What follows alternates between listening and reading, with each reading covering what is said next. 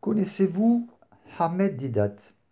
Alors c'est un musulman qui a passé la majeure partie de sa vie à étudier la Bible et le Coran aussi, j'imagine, mais voilà, dans le but de non pas de découvrir ce que la Bible enseigne, mais dans le but de la décrédibiliser. Euh, il est connu, réputé dans le monde, notamment chez ceux qui ont l'habitude de suivre les débats, et il est très, très adulé chez les musulmans. Il a organisé de très nombreux débats tout au long de sa vie avec des chrétiens. Voilà. Et là, c'est lors d'un débat où il va. Alors, vous pouvez, le débat, là, il dure 2h42, donc je vous épargne. Voilà, je ne vais pas réfuter tout le contenu du débat, mais juste deux points que j'ai déjà traités, notamment le signe de Jonas, puisque Jésus a dit Enfin, les religieux avaient demandé à Jésus un miracle, et il leur a dit il ne vous sera pas donné d'autre miracle que celui de Jonas. Car de même que Jonas a passé 3 jours et 3 nuits dans le ventre d'un poisson, de même le Fils de l'homme passera 3 jours et 3 nuits dans le sein de la terre. Donc Jésus parlait de sa mort et de sa résurrection. Voilà. Et Ahmed Didat va essayer de démontrer que bien Jonas n'était pas mort dans le ventre du poisson, qu'il était donc bien vivant, et que par conséquent, vu que Jésus parle du miracle de Jonas, ben Jésus ne pouvait pas non plus être mort. Voilà. C'est la déduction, le raccourci qu'il fait. Et le deuxième point qu'il traite, c'est les 3 jours, 3 nuits. Donc Jésus a été crucifié un vendredi, crucifié le vendredi, donc ça fait vendredi, samedi, dimanche, ça fait 3 jours, mais la nuit de vendredi à samedi, samedi à dimanche, ça fait que 2 nuits, ça fait pas 3 nuits. Et comme Jésus a parlé de 3 jours et 3 nuits, donc il dit que là, c'est une incohérence et qu'il n'y a pas de solution, hein, que même le plus grand mathématicien ne peut résoudre le problème. Voilà. Donc j'ai traité de ces deux points en vidéo, donc je vais mettre les extraits de ces propos et les extraits de mes propos. Enfin, je vais aller à l'essentiel parce que j'ai aussi traité du thème de crucifixion ou crucifixion. Voilà, vous découvrirez les vidéos. Voilà, on va passer tout de suite à l'essentiel. Alors, entre-temps, Ahmed Didat est décédé. À présent, ben, qu'il est passé de l'autre côté, maintenant il en a le cœur net, il sait s'il avait raison ou s'il s'est trompé. Ça, c'est entre lui et le Seigneur. Écoutons à présent ce qu'il dit.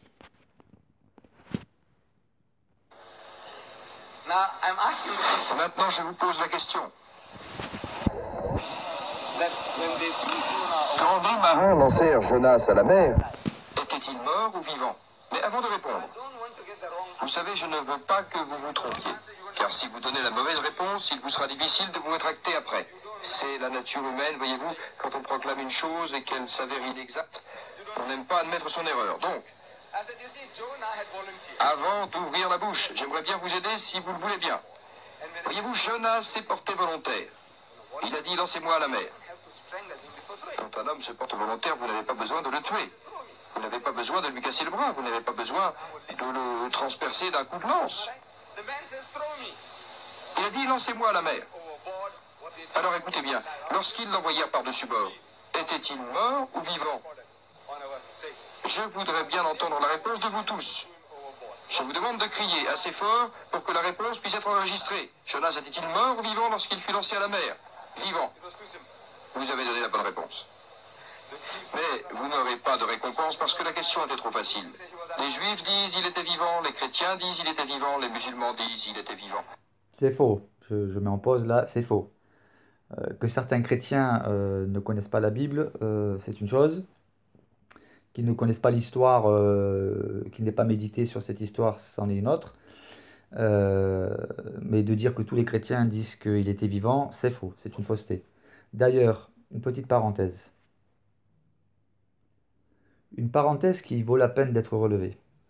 En fait, si vous voulez mettre n'importe quel chrétien en difficulté, c'est pas compliqué, hein, il suffit de prendre, soit vous faites des recherches sur Internet et vous cherchez, vous tapez difficulté biblique, et vous allez avoir des listes de difficultés bibliques, soit vous vous procurez, vous investissez dans ce qu'on appelle l'encyclopédie des difficultés bibliques, donc j'ai quasiment tous les volumes, hein.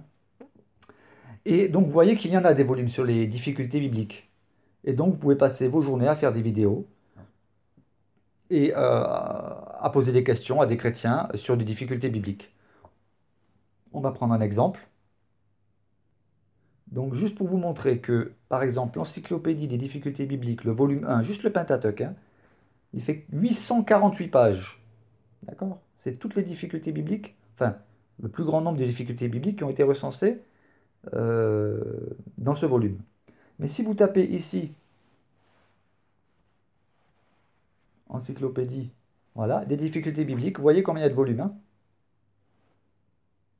Oui, il y a 7 volumes sur les difficultés bibliques. Donc il y a de quoi, voilà. Donc on trouvera toujours une question qui peut mettre dans l'embarras des chrétiens, parce que forcément, on n'a pas forcément toujours réponse à tout. Donc en fait, pour revenir à Ahmed Didat, là ce qu'il fait, c'est qu'il... c'est astucieux, il faut le reconnaître, c'est astucieux, c'est qu'il... Dans l'inconscient collectif, effectivement, Jonas n'était pas mort. Il y a des dessins animés même qui montrent que Jonas était vivant, etc. Mais ce qui est important, et nous allons le voir, et j'ai fait la démonstration, c'est qu'est-ce que dit la Bible? Voilà, d'accord? C'était juste une petite parenthèse. Donc je voulais vraiment montrer que on peut toujours passer son temps, et d'ailleurs c'est ce que font plusieurs détracteurs de la Bible. Ils sont toujours à la recherche de contradictions apparentes dans la Bible, de difficultés bibliques, et puis ils se jettent sur ce genre de faits comme des hyènes se jetteraient sur un morceau de viande, hein. Vraiment le côté de vouloir absolument coincer les gens, etc. Continuons. Pas de récompense. La tempête se calma donc et Jonas fut englouti par un poisson. Mort ou vivant? Vivant. Encore une bonne réponse. De l'intérieur du poisson, il implora Dieu de lui venir en aide, comme l'affirme le livre de Jonas. Je vous demande, les morts peuvent-ils prier? Les personnes mortes peuvent-elles prier? Non. Donc, il était vivant. Un peu plus fort, je vous prie. Vivant. J'ai traité de ce sujet hein, dans la vidéo que je vais vous montrer ensuite. À savoir si les morts peuvent prier. Dieu soit loué. Pendant la période consacrée aux questions, vous aurez l'occasion, vous tous, qui que vous soyez, de poser vos questions. Alors pour l'instant, je vous prie de garder le silence. Là, on sent qu'il est gonflé à bloc. Il est sûr de lui. C'est bon, il a coincé les chrétiens, il a un argument qui tient la route. Indétrônable. 3 jours et 3 nuits. Le poisson le promena à travers l'océan, mort ou vivant, vivant. Ne soyez pas effrayés. Ne soyez pas épouvantés.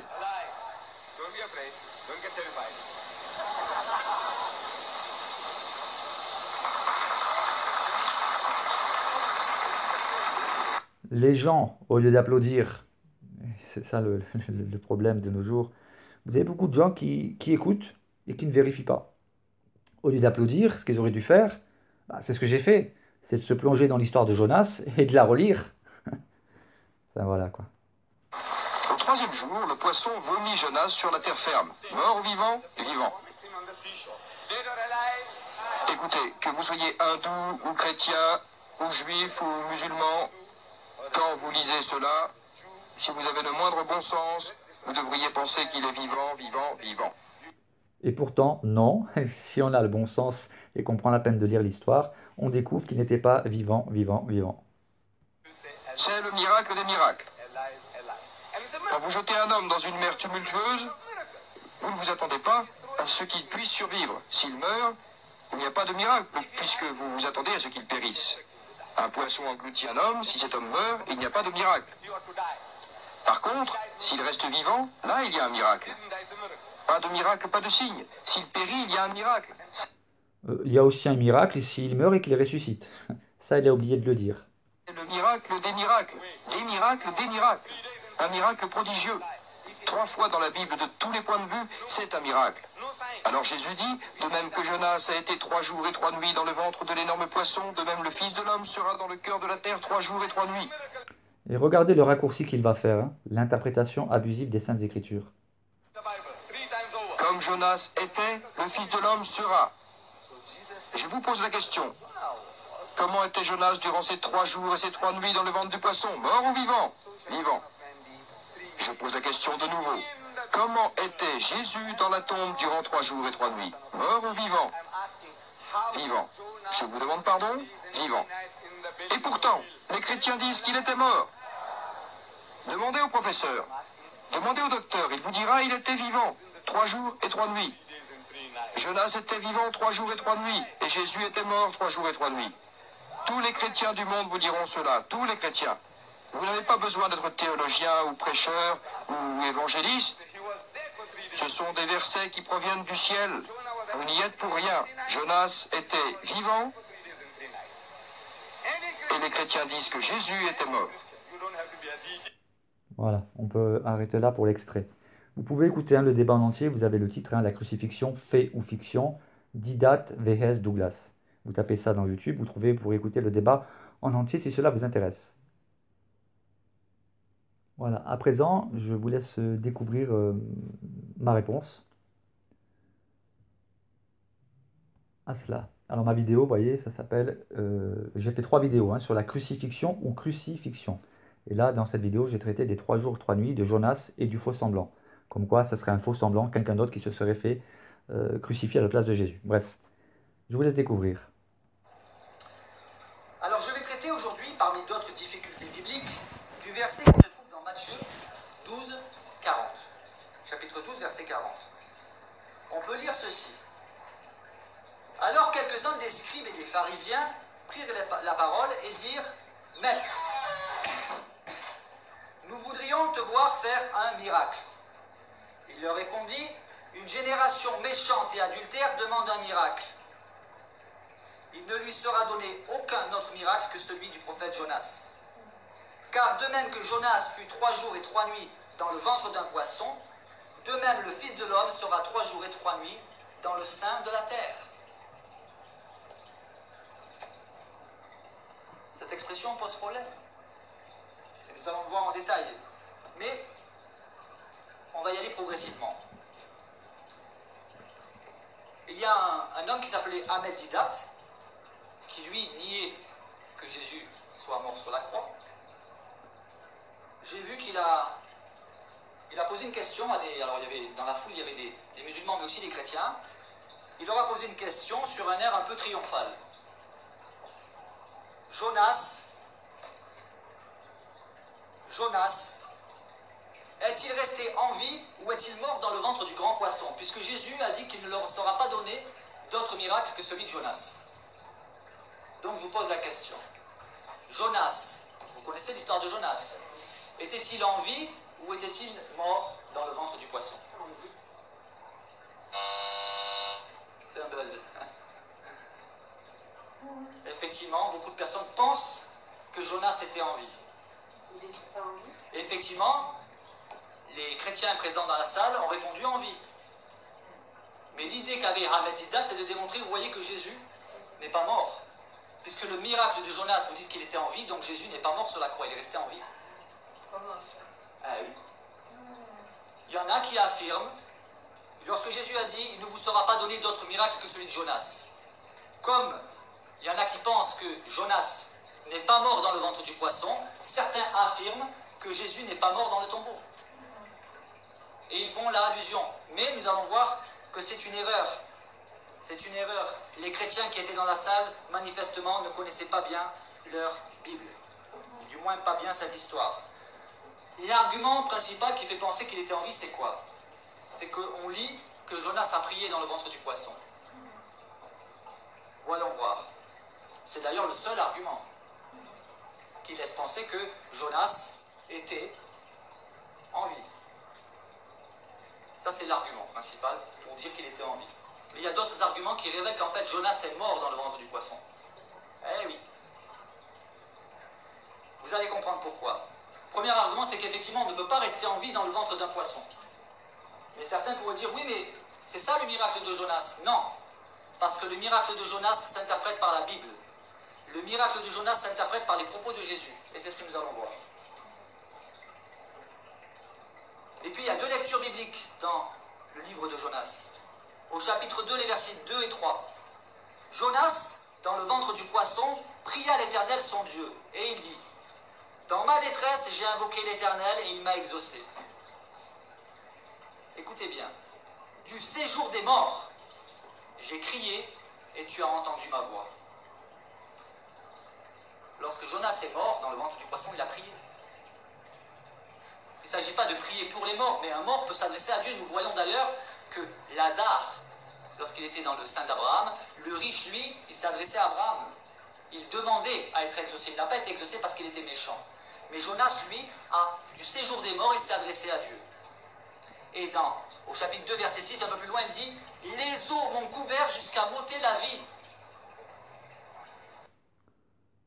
Vous voyez l'importance de toujours se référer aux Saintes Écritures.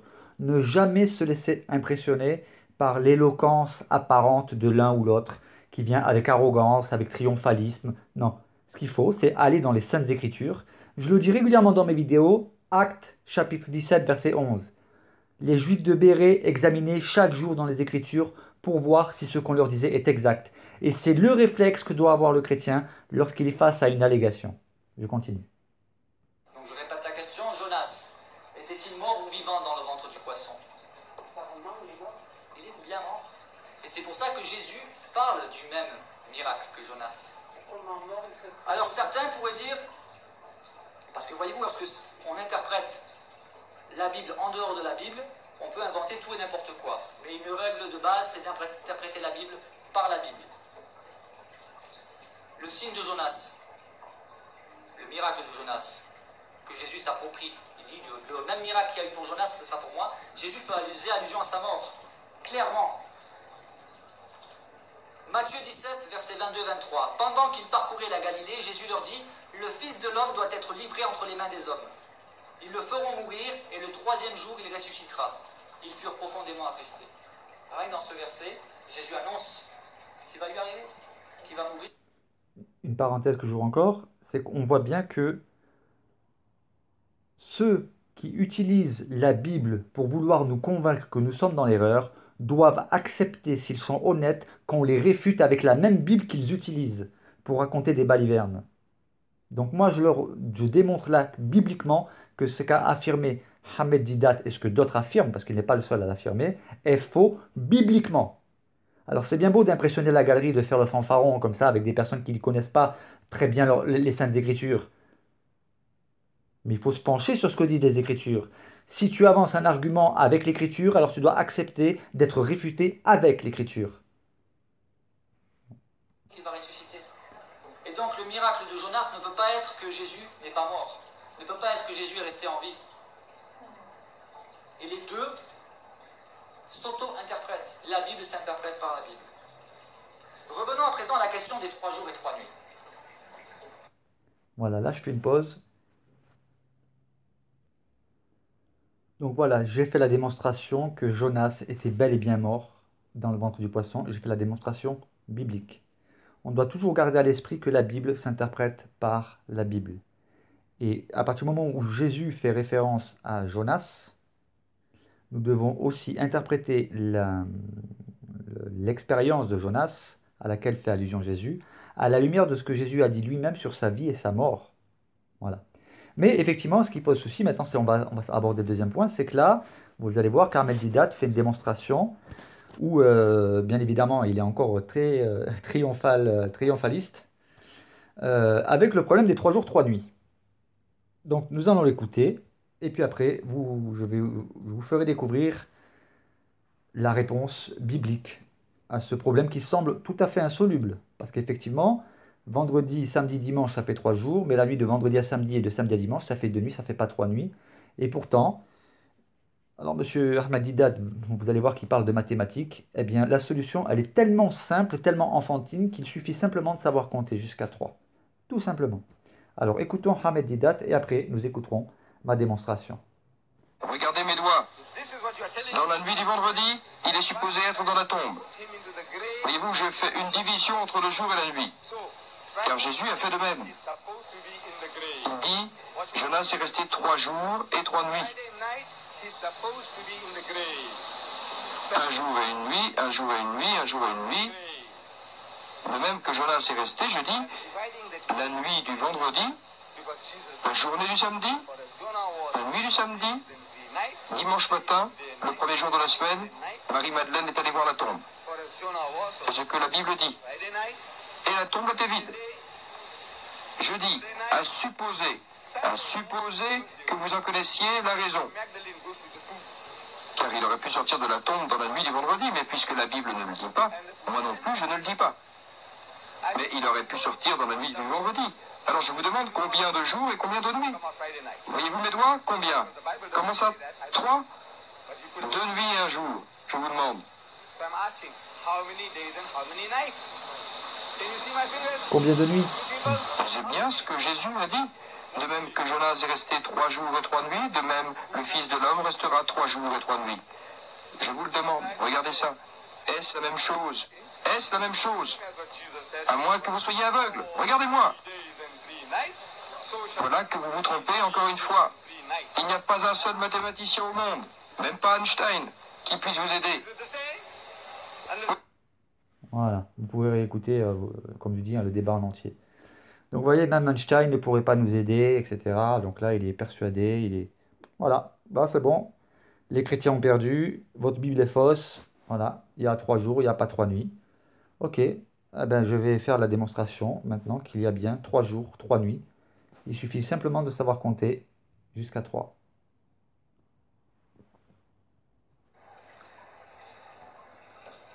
Je vais donc faire une démonstration.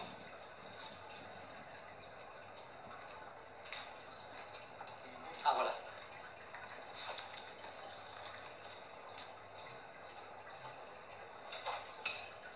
En fait, là, je vais utiliser un ustensile pour attirer l'attention des auditeurs sur une vérité logique. Qui voit une fleur ici, sur ce tableau? Qui voit 2 fleurs? Qui voit 3 fleurs? D'accord. Si, par exemple, dites-moi que vous voyez juste une fleur. Dites-le moi, je vois une fleur. Je vous dis que vous êtes une menteuse. C'est vrai ou c'est faux? C'est vrai. C'est vrai. Non, c'est faux. Parce que celui qui voit une fleur, eh ben, il ne ment pas, il voit une fleur. Il ne parle pas des 2 autres fleurs qu'il voit, mais il voit une fleur, il ne ment pas. Celui qui dit qu'il voit 2 fleurs, il ne dit pas qu'il en voit 3. Est-ce qu'on va lui dire que t'es un menteur parce qu'il dit qu'il a vu 2 fleurs? Lui, il a envie de dire je vois 2 fleurs, il n'a pas envie de parler de 3. Qui voit la couleur blanche? Là, j'ai voulu attirer l'attention sur le fait que, par exemple, il y en a qui disent, oui, dans tel évangile, il y en a un qui dit ceci et l'autre, il ne le dit pas. Oui, mais c'est pas parce qu'il y en a un qui ne dit pas un détail que l'autre a dit que ça veut dire que le détail est faux. Tout simplement, voilà. C'est une introduction à la réflexion. C'est pour préparer leur cerveau à comprendre ce que je vais développer ensuite. Vous voyez la couleur blanche? Qui voit la couleur noire? Qui voit le bouton? Ouais. Un bouton, qui voit le bouton? Regardez bien, qui voit les lunettes? Vous voyez pas les lunettes? Comment? Non. Pourtant il y a des lunettes, hein. Elles sont visibles. Hein. Regardez bien les lunettes. Vos lunettes. Comment? Attention, attention. Oui, Vos lunettes. voilà. Ah oui. Vous êtes resté fixé sur le tableau. Je vous ai posé des questions par rapport au tableau, puis après je vous ai demandé est-ce que vous voyez les boutons. Je pensais à bouton de chemise. Ah oui. Il faut élargir le regard. Je range. Et c'est exactement le problème avec les 3 jours et 3 nuits. Tout le monde est resté fixé sur vendredi, samedi, dimanche, ça fait 3 jours. Et la nuit de vendredi à samedi et de samedi à dimanche, ça fait 2 nuits. Et le problème semble insoluble. On se dit, oui, mais bon, c'est vrai, on peut tourner le problème dans tous les sens, il n'y a que 2 nuits. Oui, ben vous allez voir que non. Il y a bien 3 nuits. Il suffit juste de savoir compter, je le répète, hein, j'insiste. Si vous savez compter jusqu'à 3, voilà, vous avez la solution. Mais il faut élargir le regard, effectivement. Le tableau après. Et la solution, elle est ici. Il faut élargir le regard et je vais vous faire une démonstration à présent. J'ai amené un ustensile.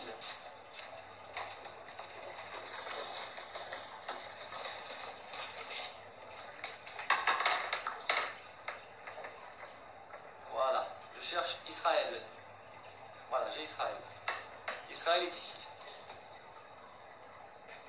On va être simple et logique. J'ai dit, est-ce que vous savez compter jusqu'à 3? Il suffit de savoir compter jusqu'à 3. Vous allez voir que Jésus est digne de confiance. Jésus a été crucifié ici, un vendredi, en Israël. Le soleil brille. Il fait quoi ici? C'est la journée. Et ici, c'est quoi? C'est quoi ici? Donc on va compter, hein, ensemble. Vendredi, un jour. Donc on tourne, une journée passe. Samedi, D'accord. Dimanche. Ça fait combien de jours, combien de nuits, s'il vous plaît? Certains me diront, ouais, tu nous arnaques. Non.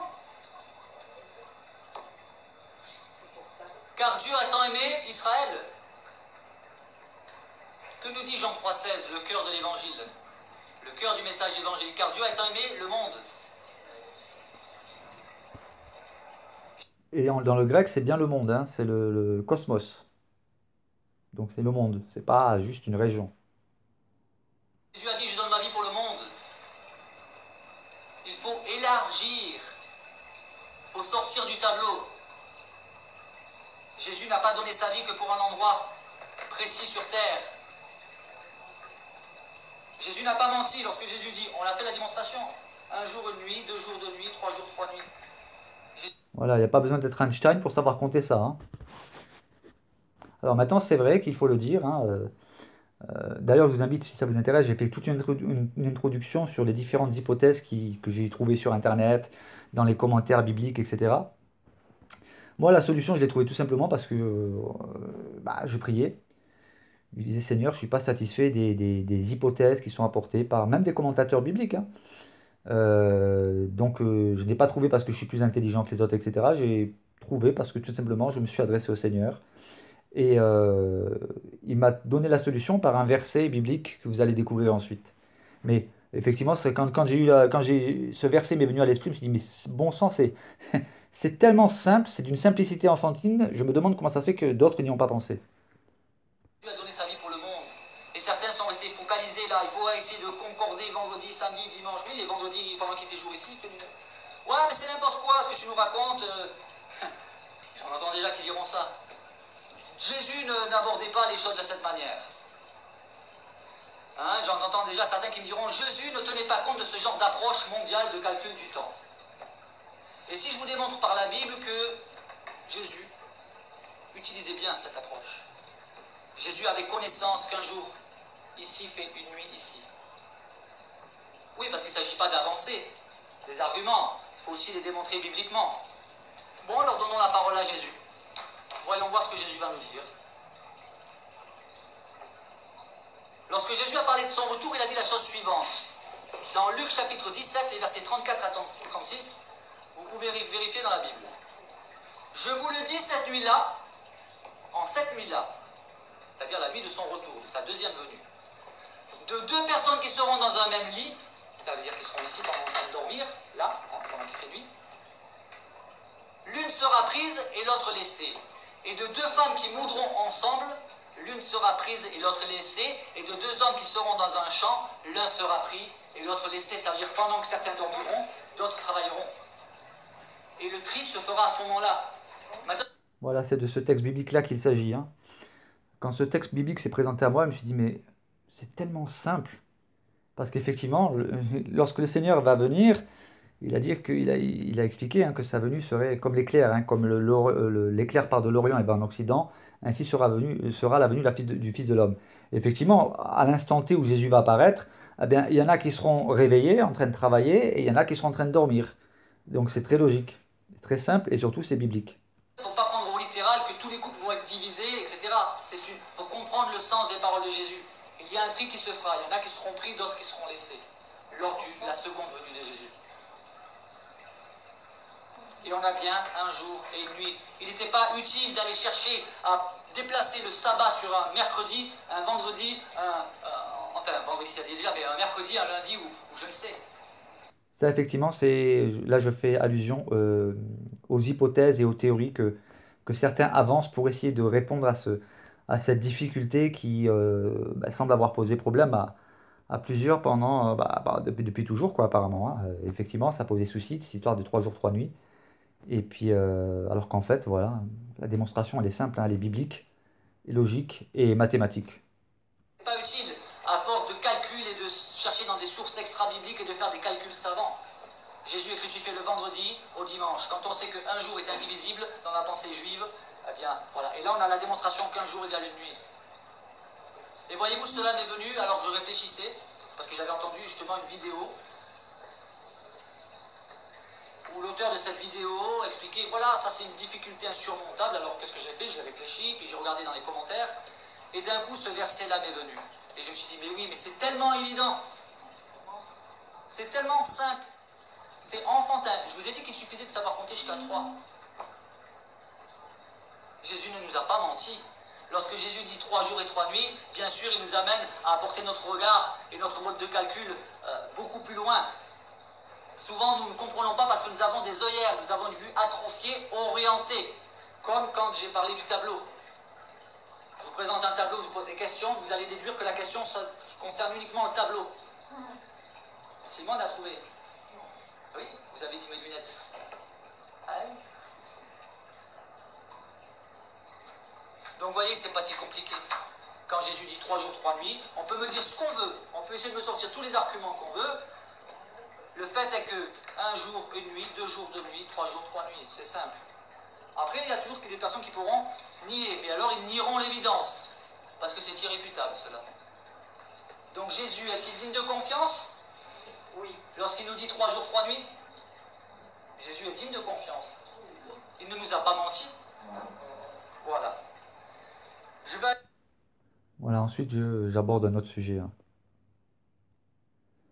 Donc voilà, ce sera tout pour aujourd'hui. Je vous encourage à étudier personnellement la Bible avec le souci de découvrir la vérité. Je vous invite aussi à prier avant de méditer la Bible.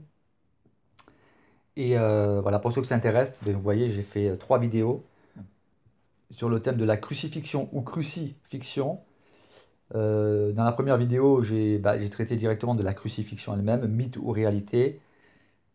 Dans la numéro 2, je parle des 3 jours, 3 nuits, Jonas et le faux semblant. Et dans la troisième vidéo, le sacrifice de Jésus, invention ou expiation. Voilà. Que les Seigneurs vous bénissent. Et puis voilà, vous voyez, la démonstration que j'ai faite là, elle est valable pour plein d'autres ambiguïtés, pour plein d'autres difficultés. Quand on se penche dessus, qu'on étudie, etc., il y a toujours une réponse. Le chrétien, en fait, qui a fait une expérience avec Dieu, il ne se laisse pas troubler par des difficultés apparentes ou apparemment insurmontables ou même sans solution. Il peut même y avoir des difficultés pour lesquelles on n'a pas de réponse aujourd'hui, on n'a pas de solution aujourd'hui. Mais ce n'est pas parce qu'on n'a pas une réponse aujourd'hui qu'il n'y a pas de réponse. Et ce n'est pas parce qu'on ne trouve pas la réponse aujourd'hui qu'on ne la trouvera pas demain. Mais j'ai confiance dans le Seigneur, j'ai confiance dans sa parole, et il est digne de confiance. Amen. Que le Seigneur vous bénisse.